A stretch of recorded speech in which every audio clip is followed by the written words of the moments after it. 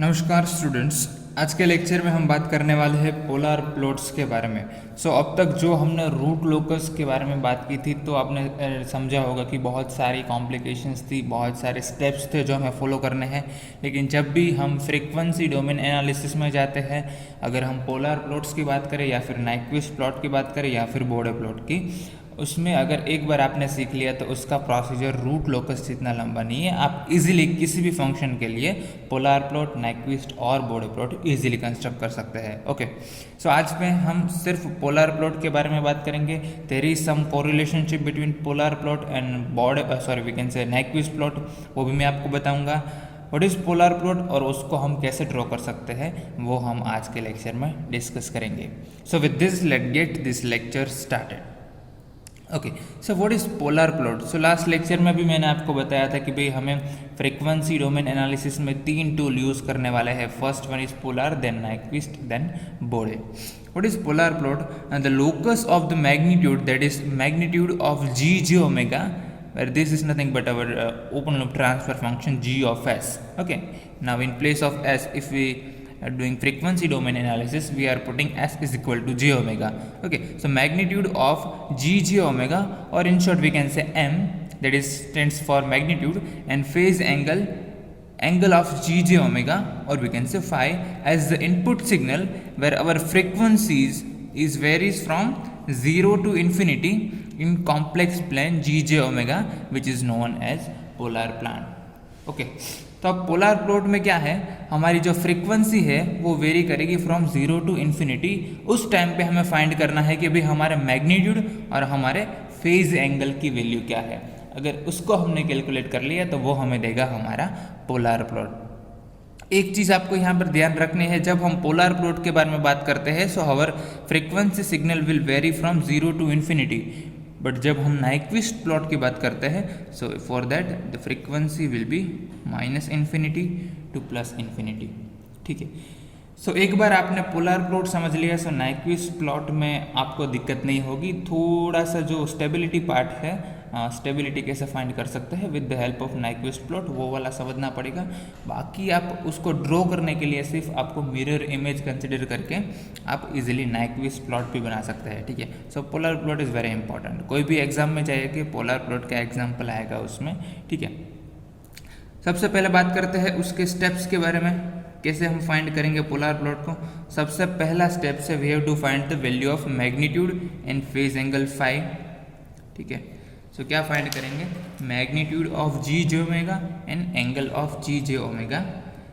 Okay, ये find करेंगे for the value of omega which is 0 to infinite. ठीक है, सो हम सब के लिए फाइंड नहीं करेंगे, 0 के लिए फाइंड करेंगे, इन्फाइनाइट के लिए फाइंड करेंगे और इन बिटवीन कोई पॉइंट के लिए फाइंड करेंगे कि हमारी मैग्नीट्यूड एंड फाई की वैल्यू क्या आती है। ये हमारा फर्स्ट स्टेप रहेगा। Second step we have to separate real and imaginary part. ठीक है, अब जब मैं अभी स्टेप्स लिख रहा हूँ आपको शायद समझ में नहीं आएगा, क्योंकि आपको पता नहीं है कि कैसे हम फाइंड करेंगे, कैसे ट्रांसफ़र फंक्शन हमारे सामने होगा उसको हम कैसे सॉल्व करेंगे। लेकिन अभी याद रखिए ये स्टेप्स आपको याद रह जाएंगे जब हम एग्जाम्पल करेंगे जो हम आज के लेक्चर में एक सॉल्व करने वाले हैं। ठीक है, सो वी क्या करेंगे, हम रियल और इमेजिनरी पार्ट को सेपरेट कर देंगे। ठीक है, अब क्या करेंगे, लेट से ये हमारा कॉम्प्लेक्स प्लेन है। ठीक है, यहाँ पर जब एंगल की बात करते हैं, यहाँ पर एंगल हमें डिफरेंट एंगल मिलेगा, मैग्नीट्यूड भी डिफरेंट मिलेगा। ठीक है, एंगल यहाँ पर हम कंसिडर करेंगे फाई इज इक्वल टू 0, यहाँ पर phi is equal to minus 90 degree, minus 180 degree, minus 270 degree, again minus 360 degree. Okay, ये हम क्लॉकवाइज डायरेक्शन में गए। अगर एंटी क्लॉकवाइज डायरेक्शन में जाएंगे तो माइनस से पॉजिटिव हो जाएगा। सो ये आ जाएगा प्लस 90, प्लस 180, प्लस 270, प्लस 0 और प्लस 360। ओके, ऐसे आप कंसिडर करेंगे। अब हमने रियल और इमेजिनरी पार्ट को सेपरेट कर लिया। जब हम पोलर प्लॉट ड्रॉ करेंगे तो हमारा पोलर प्लॉट है कहीं रियल एक्सिस को और कभी इमेजिनरी एक्सिस को इंटरसेक्ट करेगा। अब वो किस फ्रीक्वेंसी पे करेगा और उस टाइम पे उसका मैग्नीट्यूड क्या होगा, उसको फाइंड करने के लिए हम क्या करेंगे, we have to find intersection with real axis. ठीक है, ये सबसे पहले फाइंड करेंगे। और फोर्थ स्टेप होगा हमारा इंटरसेक्शन विथ इमेजिनरी एक्सिस। ठीक है, ये दोनों चीज़ फाइंड करनी होगी। अगर मुझे intersection with real axis find करना है कि भाई रियल एक्सिस को कब कट करेगा, उस टाइम पे मुझे पता होगा कि भाई मेरा पॉइंट यहाँ पर किसी पॉइंट पे कट कर रहा है, उसका मतलब इसका रियल पार्ट है लेकिन इमेजिनरी पार्ट इस पॉइंट पे ज़ीरो होगा। सो अगर मैं यहाँ पर जो मैंने इमेजिनरी पार्ट निकाला उसको imaginary part is equal to zero कर दूँ तो मुझे फ्रीक्वेंसी की वैल्यू मिल जाएगी कि किस फ्रीक्वेंसी पर मेरा जो पोलर प्लॉट है वो इस पॉइंट पर कट कर रहा है, और उस पॉइंट पे मुझे मैग्नीट्यूड भी मिल जाएगा। सेम वे अगर मुझे intersection with imaginary axis find करना है, so I will take real part is equal to zero, उस पॉइंट पे मुझे ओमेगा की वैल्यू एंड एम की वैल्यू मिल जाएगी। ठीक है, ये हम एग्जाम्पल करेंगे, आपको ज़्यादा आइडिया आएगा। ठीक है, किसी पॉइंट पे ऐसा भी होगा कि भाई हमारे मैग्नीट्यूड है उसकी वैल्यू इनफाइनाइट होगी। ठीक है, सो उसको हम बोलते हैं अगेन एसिम्पटोट्स। हमें पता है, हमने रूट लोकस में फाइंड किया था कि भाई एसिम्पटोट्स क्या है। तो जो भी हमारा पोलर प्लॉट है अगर वो एसिम्पटोट्स यानी कि इन्फिनिटी तरफ जा रहा है तो हमें पता चलेगा कि भाई हमारा एक एसिम्पटोट्स या दो एसिम्पटोट्स बन रहे हैं। ठीक है, पोलर प्लॉट में भी जब भी हमारा कोई एसिम्पटोट्स बन रहा है, सो एट इनफाइनाइट डिस्टेंस उसका मैग्नीट्यूड क्या होगा वो हमें फाइंड करना होगा स्टेप नंबर 5 में। Okay, so we will find the magnitude of asymptotes. ठीक है, तो ये 5 स्टेप है, अगर आप 1 बाय 1 करेंगे तो आपको आपका पोलर प्लॉट मिल जाएगा। ये स्टेप्स को फॉलो करके हम कर सकते हैं, इजीली ड्रॉ कर सकते हैं, बहुत ही इजीली है। लेकिन कहीं भी आप जाएंगे, आप कॉम्पिटिटिव एग्जाम में जाएंगे तब आपको इतने स्टेप सॉल्व करने के बाद पोलर प्लॉट मिलेगा तो वो आपका बहुत टाइम कंज्यूम करेगा। सो जब नेक्स्ट लेक्चर में मिलेंगे मैं आपको शॉर्टकट भी सिखाऊंगा कि भाई आप देखने के सीधा आपके पास ट्रांसफर फंक्शन है, आप देख के भी बता सकते हैं कि इसका पोलर प्लॉट कैसे बनेगा। लेकिन एग्जाम में जब थियोरेटिकल एग्जाम में लिख रहे हैं तब आपको स्टेप बाय स्टेप सॉल्व करना पड़ेगा। लेकिन आप शॉर्टकट मेथड से वेरीफाई कर सकते हैं कि आपका रिजल्ट है वो सेम है कि नहीं। ठीक है, so let's solve one example. Let's say हमारे पास एक ट्रांसफर फंक्शन दिया है, let's say this is G j omega is equal to 1 divided by j omega T plus 1। ठीक है, हमारे पास ये ट्रांसफर फंक्शन है, और मैं आपको टाइम डोमेन में लिख के बताऊँ तो आप इसे लिख सकते हैं G of s is equal to 1 plus s T plus 1। ठीक है, ये आपका फर्स्ट ऑर्डर सिस्टम है। ठीक है, टाइप 0 सिस्टम है क्योंकि यहाँ पर ओरिजिन पे कोई पोल नहीं है, सो ये आपका फर्स्ट ऑर्डर सिस्टम हो गया। तो हम क्या कहें, s is equal to j zero इस इक्वेशन में पुट कर देंगे तो आपको मिल जाएगा G G omega is equal to 1 divided by j omega T plus 1। सबसे पहला स्टेप क्या था, we have to calculate magnitude. So magnitude इसका क्या आएगा, magnitude is nothing but magnitude of this term. ठीक है, सो इसका मैग्नीट्यूड फाइंड करेंगे तो 1 divided by magnitude of this term. अब हमें पता है ये है रियल पार्ट, ये है इमेजिनरी पार्ट, तो इसका मैग्नीट्यूड आएगा the square root of real part square plus square of imaginary part, that is nothing but omega T whole square. ठीक है, सो इसको सॉल्व करेंगे तो हमें मिलेगा 1 divided by square root of 1 plus omega square T square. ठीक है, ये हमने मैग्नीट्यूड कैलकुलेट कर लिया। अब बात करते हैं दूसरी, हमें फेज कैलकुलेट करना पड़ेगा, फेज एंगल फाई। अब हम यहाँ पर देखेंगे तो हमारे पास जीरोज नहीं है, पोल है। ठीक है, तो इसका एंगल कैलकुलेट करेंगे और उसको न्यूमरेटर पे ले जाएंगे तो नेगेटिव साइन आएगा। ठीक है, और इसका एंगल कैसे कैलकुलेट कर सकते हैं, tan inverse of imaginary part that is omega T divided by real part 1। Okay, so we simply we can write tan inverse omega T. So easily हमने मैग्नीट्यूड एंड फेज एंगल दोनों calculate कर लिए।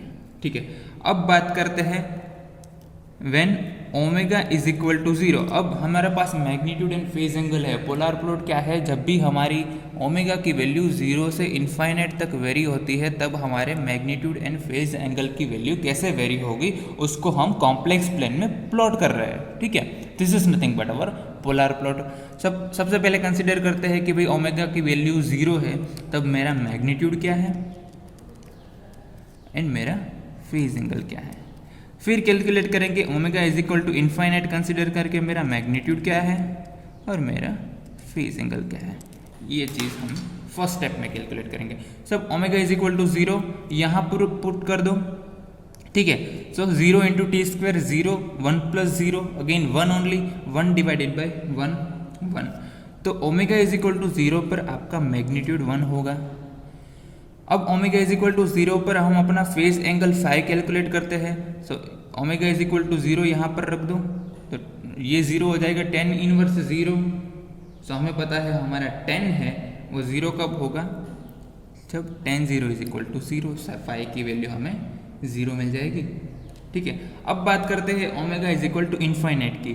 सो इस equation में फिर से अब omega की जगह पर इनफाइनाइट रख देंगे, तो infinite into T square infinite, infinite plus 1 infinite, 1 divided by infinite is equal to 0। और फाई की बात करें यहाँ पर इनफाइनाइट रख देंगे, तो हमारा tan इनफाइनाइट कब बनेगा, -180 पे, ठीक है। सो ये मिल गया हमें omega is equal to infinite and omega is equal to 0 पे m एंड फाई की वैल्यू, ठीक है। अगर आपको एंगल पता नहीं है भाई tan 0 क्या होता है, tan इनफाइनाइट क्या होता है, ठीक है, tan inverse 0, tan inverse infinite, ये सब आप इजीली कैलकुलेटर में भी कर सकते हो, ठीक है। आपको टेबल याद है sine cos tan cos x sec cot का, उसकी इसमें आप डायरेक्टली लिख सकते हो, ठीक है। ये हो गया आपका फर्स्ट स्टेप। सेकेंड स्टेप में हम क्या करेंगे, we are going to separate our real and imaginary part. So मैं आपके लिए यहाँ पर लिख देता हूँ, separate real and imaginary part, ठीक है। फर्स्ट एग्जाम्पल है इसलिए मैं स्लोली जा रहा हूँ, जब नेक्स्ट लेक्चर में बहुत सारे एग्जाम्पल करेंगे तो मैं बहुत स्पीड में जाऊँगा, ठीक है। सो जी जे ओमेगा को मैं लिख सकता हूँ, अब हमारा जो ओपन लूप ट्रांसफर फंक्शन है जी जे ओमेगा टी प्लस 1, ठीक है। अब मुझे ये वाला जो हमारा ट्रांसफर फंक्शन है उसके रियल और इमेजिनरी पार्ट को सेपरेट करना है, लेकिन आप देखेंगे कि हमारा रियल एंड इमेजिनरी पार्ट है वो तो डिनोमिनेटर पे है, न्यूमरेटर पे नहीं है। सो हम उसको डायरेक्टली नहीं कर सकते इमेजिनरी और रियल पार्ट में सेपरेट। सो हम क्या करेंगे, उसके कॉन्जुगेट से मल्टीप्लाई करेंगे, that is 1 minus j omega T, और उसके कॉन्जुगेट से ही डिवाइड कर देंगे, ठीक है। तो ये सेम हुआ, हम कुछ नहीं कर रहे, उसके कॉन्जुगेट से ये वाला जो टर्म है इसके कॉम्प्लेक्स कॉन्जुगेट से मल्टीप्लाई करेंगे और इसको इससे ही डिवाइड कर देंगे, और अब उसको हम सॉल्व कर सकते हैं। तो सॉल्व करेंगे तो अब न्यूमरेटर पे आएगा 1 minus j omega T, and denominator पे अब बचेगा, इसका मल्टीप्लिकेशन करेंगे तो 1 प्लस, अब माइनस और plus, okay. So minus plus minus, but multiply by j square आएगा, और we know j square is nothing but -1। So यहाँ पर साइन आएगा plus T square omega square, ठीक है। और आप 1 से इसको मल्टीप्लाई करेंगे और बाद में इस 1 को इस प्ले, तो जे ओमेगा टी तो कैंसिल हो जाएगा, ठीक है। तो आप इजीली इन दोनों को मल्टीप्लाई कर सकते हो, यही आंसर आएगा। ये आपको मिला आपका जी जे ओमेगा। अब इस वाले पोर्शन से आप अपना जो रियल एंड इमेजिनरी पार्ट है वो इजीली कर सकते हो, ओके।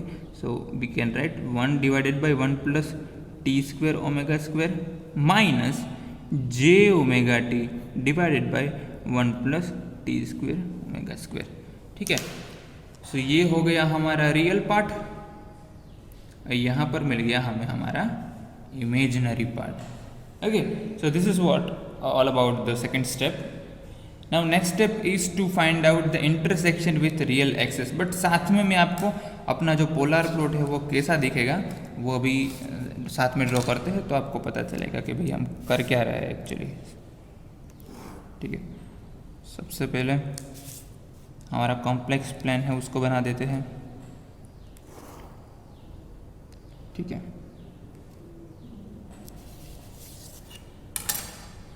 अब ये हो गई हमारी इमेजिनरी एक्सिस, ये हमारी रियल एक्सिस, ठीक है।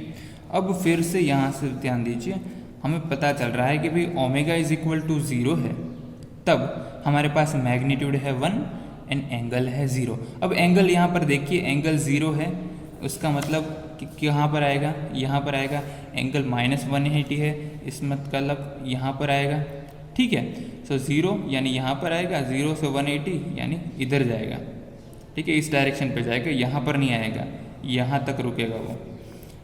और मैग्नीट्यूड की बात करूँ तो 0 जब एंगल है तब उसका मैग्नीट्यूड है 1, और जब -180 जब फेज एंगल है तब उसका मैग्नीट्यूड है 0, ठीक है। और ये दोनों आपको देखने पर पता चल जाएगा ये रियल है, इसमें कोई इमेजिनरी पार्ट नहीं है। इसका मतलब ये एक्सिस पर नहीं जाएगा, मतलब नेगेटिव एक्सिस पर नहीं जाएगा, एंगल -180 होगा, ओके। यहाँ पर मैं एंगल कंसीडर करूँ तो 0 डिग्री है, यहाँ पर इसके अकॉर्डिंगली मैं एंगल दूसरा ये पॉइंट लूँ तो उसका एंगल मैं +180 भी बोल सकता हूँ, -180 भी बोल सकता हूँ, ठीक है। इसलिए मैं बोल रहा हूँ कि एंगल -180 है, लेकिन यहाँ पर पॉइंट देखेंगे मैग्नीट्यूड आपका 1 है, एक पॉइंट पर 0 है, कोई नेगेटिव नहीं है। अगर नेगेटिव होगा या वी कैन से -1 होता, -0 होता तो हम यहाँ पर -1 होता तो यहाँ पर कंसिडर करना पड़ता।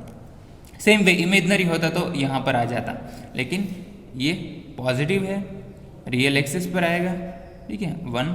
सो इसको हम ड्रॉ करते हैं, मैग्नीट्यूड 1 है, so let's say this point पर हमारा मैग्नीट्यूड है वो 1 है, और फेज एंगल 0 हो गया, क्योंकि हमें पता है यहाँ पर फेज एंगल होगा 0।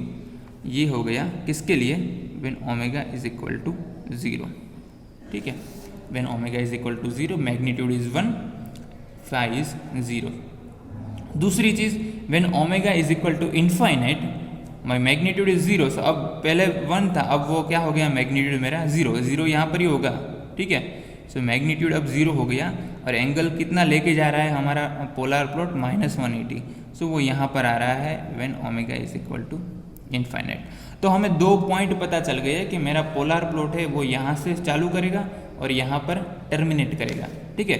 ये 2 चीज़ हमने फाइंड कर ली, लेकिन वो कैसे करेगा, उसका पाथ क्या होगा, उसके लिए हम फाइंड करेंगे कि भाई हमारा पोलर प्लॉट है वो रियल एक्सिस को कहाँ पर इंटरसेक्ट करेगा और इमेजिनरी एक्सिस को कहाँ पर इंटरसेक्ट करेगा।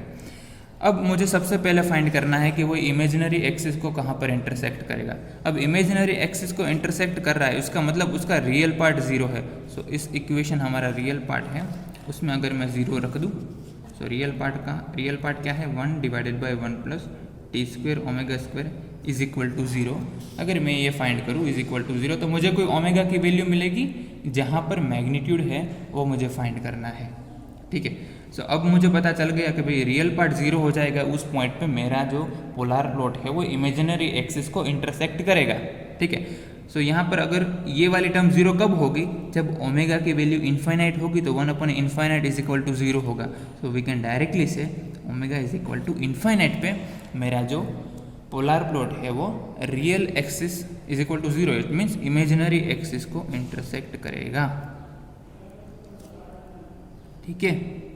ये वाला आप समझिए, 2 बार वीडियो देखिए, समझ में आ जाएगा, ठीक है। Omega is equal to infinite पे, इसका मतलब है when omega is equal to infinite होगा तभी वो हमारा इमेजिनरी एक्सिस को इंटरसेक्ट करेगा, मतलब इसी पॉइंट पे इंटरसेक्ट करेगा, ठीक है। इस पॉइंट के मैं बोल सकता हूँ कि भाई मेरा इमेजिनरी एक्सिस को इंटरसेक्ट कर रहा है, ठीक है, ये रही हमारी इमेजिनरी एक्सिस।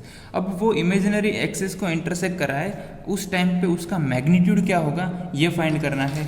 सो हमने कैलकुलेट किया था भाई, ये वाला इक्वेशन है उसमें omega is equal to infinite रखना है, वो हमने पहले से किया है कि omega is equal to infinite में मैग्नीट्यूड इसका 0 आएगा, ठीक है।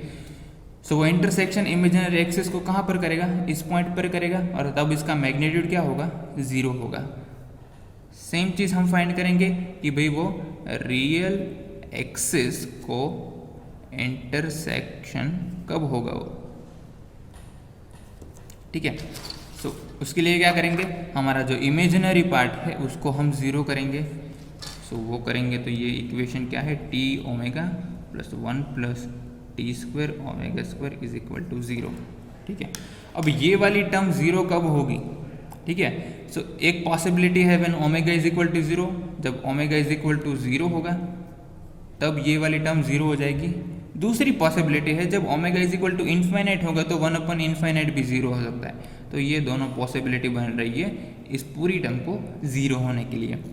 अब हमें पता है इन दोनों पॉइंट पे मैग्नीट्यूड कैलकुलेट करने पड़ेंगे, ठीक है। तो magnitude omega is equal to 0 पे ऑलरेडी हमने कैलकुलेट किया है, वो है 1। And omega is equal to infinite पे कैलकुलेट किया है वो 0। सो आप समझ रहे हैं कि भाई रियल एक्सिस को कम इंटरसेक्ट करेगी, इन दोनों पॉइंट पे इंटरसेक्ट करेगी, उसके सिवाय कोई पॉइंट पे इंटरसेक्ट नहीं करेगी। जो हमने जो 2 पॉइंट पहले से ड्रॉ करके रखे हैं वो सही है, ठीक है। सो जितने भी इंटरसेक्शन होंगे वो यहाँ पर आपको मिल जाएंगे। सो ये दोनों इंटरसेक्शन रियल एक्सिस के साथ में है जो हमें पता है, और इमेजिनरी एक्सिस को सिर्फ इस पॉइंट पे इंटरसेक्ट करेगी, वो हमें यहाँ से पता चल गया। वो हमने पहले से ही बना दिया था जब हमें ये वैल्यूज़ मिली थी, ठीक है। तो अभी हम सही रास्ते पे जा रहे हैं। यहाँ पर आपके बहुत इजी एग्जांपल हमने लिया है। इसके लिए क्या हो रहा है कि भाई हमारा जो इंटरसेक्शन है वो सेम पॉइंट पे मिल रहा है। नेक्स्ट लेक्चर में जब मिलेंगे तो और एग्जांपल सॉल्व करेंगे जब हमें omega is equal to infinite पे अलग मैग्नीट्यूड मिलेगा, और वी कैन से ओमेगा के यहाँ पर डिफरेंट वैल्यू मिलेगी जहाँ पर इंटरसेक्शन हो रहा होगा। यहाँ पर इजी एग्जांपल लिया है इसलिए ये सारे पॉइंट हमें सेम मिल रहे हैं, ठीक है। फिफ्थ क्या करना है हमें, we have to find the magnitude of asymptotes at infinity. अब यहाँ पर हमें पता चल रहा है कि when omega is equal to infinite हमारा मैग्नीट्यूड 0 है, ठीक है। अब एसिम्पटोट्स किसे कहते हैं कि भाई omega is equal to infinite पर अगर हमारा जो एसिम्पटोट्स है वो, अगर हमारे जो वी कैन से ब्रांच है वो इन्फाइनाइट तरफ जा रही है, तो इन्फाइनाइट की तरफ उसका मैग्नीट्यूड क्या होगा वो देखने की ज़रूरत है कि यहाँ पर कोई ब्रांच हमारी इन्फाइनाइट की तरफ नहीं जा रही है, क्योंकि हमें पता है यहाँ से स्टार्ट हो रहा है, यहाँ पर एंड हो रहा है, ठीक है। सो फिफ्थ स्टेप हमें कैलकुलेट करने की ज़रूरत नहीं है, क्योंकि हमारा स्टार्टिंग पॉइंट और टर्मिनेटिंग पॉइंट हमें पता है, ठीक है। अगर एक पॉइंट हमारा इन्फिनिटी तरफ होता तो उस टाइम पे उसका मैग्नीट्यूड क्या होता वो हमें फाइंड करना होता, ठीक है। यहाँ पर दोनों पॉइंट हमारे ओके यहाँ पर है, सो उस केस में हमें ज़रूरत नहीं है। सो हम ड्रॉ कर सकते हैं अब हमारा पोलर प्लॉट कि भाई हमारा ओमेगा इज इक्वल टू 0 की वैल्यू पर यहाँ पर था, और इनफाइनाइट वैल्यू पर वो कहाँ पर आएगा, यहाँ पर आएगा, ठीक है। सो जब हम ओमेगा इज इक्वल टू 0 करेंगे 1 2 3 4 5 6 7 अप टू इन्फिनिटी पॉइंट पर हमारा जो पोलर प्लॉट है वो ऐसे बनेगा, ठीक है। So I hope you understand how we can draw the polar plot. This is not tough task, बहुत इजीली हम ड्रॉ कर सकते हैं। सिर्फ ये स्टेप को फॉलो करेंगे कि भाई सबसे पहले m कैलकुलेट करेंगे, देन फाई करेंगे, रियल और इमेजिनरी पार्ट को सेपरेट करेंगे। इमेजिनरी पार्ट अगर फाइंड करना है तो रियल पार्ट को 0 करेंगे, अगर रियल पार्ट फाइंड करना है तो इमेजिनरी पार्ट को 0 कर देंगे, और बाद में उस पॉइंट पे ओमेगा की वैल्यू क्या मिल रही है और उस ओमेगा की वैल्यू पर हमारा मैग्नीट्यूड क्या बन रहा है, ठीक है। अगर एसिम्पटोट्स हमारे पास है तो एसिम्पटोट्स का मैग्नीट्यूड कैलकुलेट करेंगे, अगर हमारे पास नहीं है तो उस केस में कैलकुलेट करने की कोई ज़रूरत नहीं है, ठीक है।